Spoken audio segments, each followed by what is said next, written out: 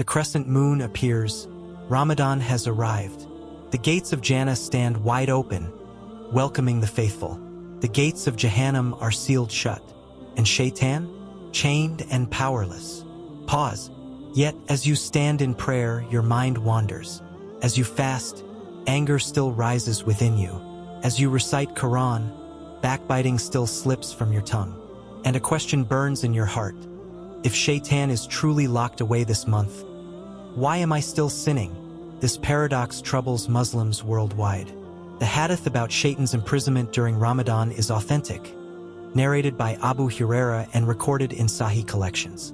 Yet our struggle with sin continues. Today, we'll unveil the hidden truth behind this mystery, journeying through Islamic teachings and modern psychology to understand the complex interplay between Shaytan, our nafs, and the habits embedded in our hearts. Backhand index pointing right, join me as we uncover what's really happening within us this blessed month, understanding Shaytan's chains. We've all heard the hadith. When Ramadan begins, the gates of Jannah are opened, the gates of hell are closed, and the devils are chained. Open book, Sahih al-Bukhari 1899, Sahih Muslim 1079. But what does this actually mean? All devils completely powerless? Or is their influence simply reduced? Imam Ibn Hajar in Fath al-Bari explains that only the most rebellious shayateen, marada, are chained, not every single devil. Some minor devils may still have influence. Sheikh Ibn Uthaymin adds that this hadith is a general statement.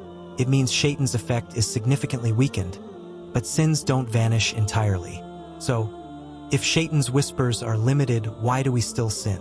The answer doesn't lie with Shaytan, but with something even more powerful, our nafs. Backhand index pointing right, let's explore the role of nafs next. The role of nafs. If Shaytan isn't whispering to us as much in Ramadan, then what's making us sin? The answer is simple, our own nafs. In Islam, nafs, the inner self, plays a major role in our actions. Unlike Shaytan, who deceives from the outside, nafs is internal, it's a part of us. It fuels our desires, emotions, and habits, the three types of nafs in Islam.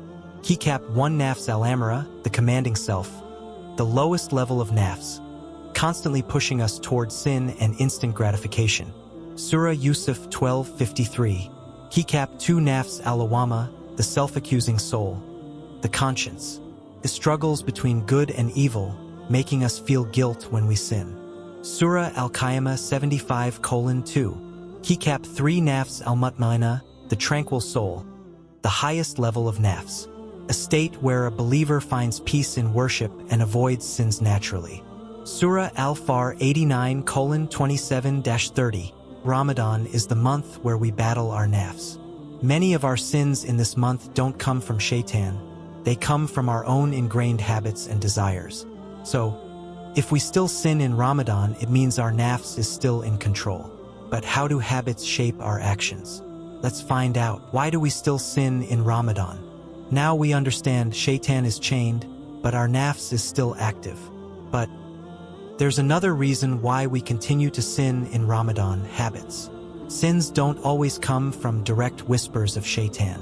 Many sins stem from our past conditioning, our daily habits and environment. Small blue diamond, the power of habit. Imagine someone who lies regularly.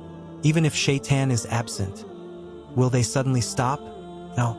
Sin becomes second nature. Even in Ramadan, these habits persist. Small blue diamond, the influence of our environment. Even without Shaytan's whispers, the world around us still influences us.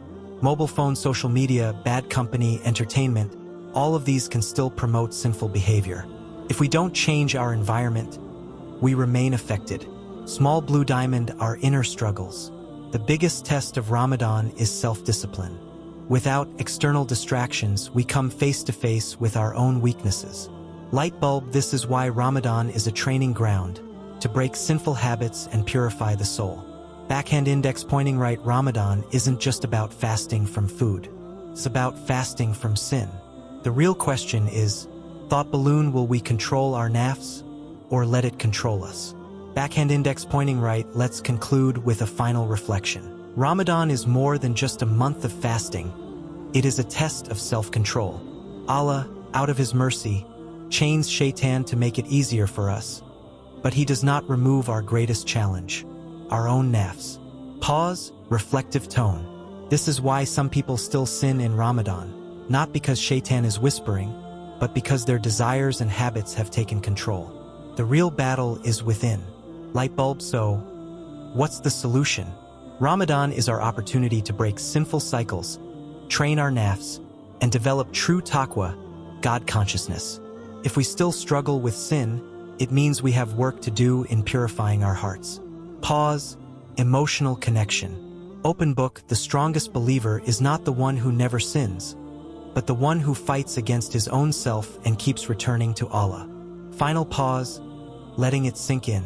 Backhand index pointing right. The question is, will we win this battle?